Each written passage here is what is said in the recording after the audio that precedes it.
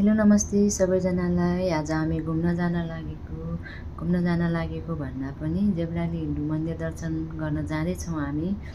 यति बेला हामी सोनापुरदेखि एतिसलाट मेट्रो स्टेसनमा आइसक्यौँ। त्यहाँ झरेर हामी जाँदैछौँ मेट्रो स्टेसनभित्र।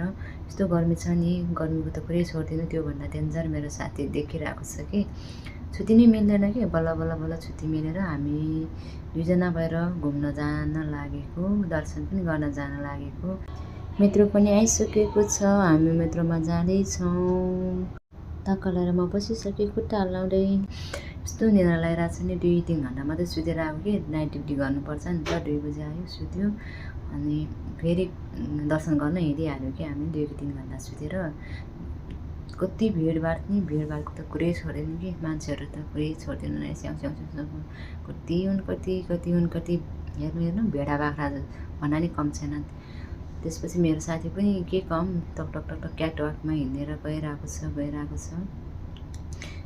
छ। हामी युनियन आइसकेपछि युनियनदेखि एनर्जी जानुपर्छ नि त। एनर्जी भन्ने ठाउँ हामीलाई थाहा छैन, कहाँ हो के गर्ने हो।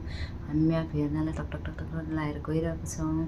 म्याप पनि हेऱ्यौँ, म्यापमा फेरि एनर्जी भन्ने लेखेको रहेनछ कि। मेरो साथीले सोधिरहेछ एनर्जी जाने मेट्रो स्टेसन यही हो, यतादेखि कहाँ जान्छ भन्नु सोध्यो। यतै जान्छ, पर्खिनु न भन्यो। टक्क लगाएर पर्खेको, आइसक्यो। हामी एनर्जी जाने मेट्रोमा गइरहेको छौँ।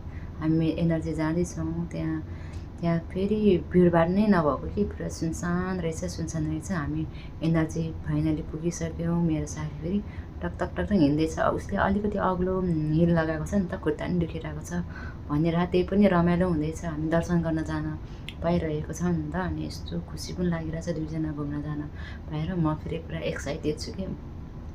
त्यहाँ पुगिसकेपछि 5 मिनट जति बस वेटिङ गर्नु पर्दो रहेछ कि। त्यही बेला मेरो साथीले एउटा भिडियो बनाइदियो कि, उसले बनाउँदैछ पुरा हेरोनी स्टाइलमा फनक्क घुमिरहेछ नक्कली। अनि हामी AF44 बस स्टेसन जाने गाडी नै आइसक्यो। हामी गाडीभित्र छिरिसकेको छौँ। अनि टक्क लगाएर बसेर मेरो साथीलाई खुट्टा चढाइदिएँ कि खुट्टामा। उसले हेर न के खुट्टा चढायो कि अरे कि, पछाडिको भ्यूहरू हेर न कस्तो राम्रो छ। हामी AF44 बस स्टेसनमा झरेर जाँदैछौँ। यस्तो गर्मी छ नि, यस्तो गर्मीमा पनि कुरै छोड्दैन कि। अनि हामीलाई त थाहा छैन नि मन्दिर जाने कहाँ हो भनेर, थाहा थिएन। बाटोमा दुईजनालाई हेरेको थियो कि पक्कै नि त्यहाँ हेऱ्यो नि मन्दिरै पुग्नु हुनेवाला भनेर त्यहाँको पछि गयो। टक्रक्क लगाएर फाइनली मन्दिर आइपुग्यो। यही हो मन्दिर। मन्दिरभित्र चाहिँ भिडियो फोटोहरू खिच्न नपाउँदो रहेछ। आफू दर्शन गऱ्यो, बाहिर आएर चाहिँ हामी टक्क लगाएर फोटो खिच्यो। अनि त्यसपछि हाम्रो पूजा सम्पन्न भयो।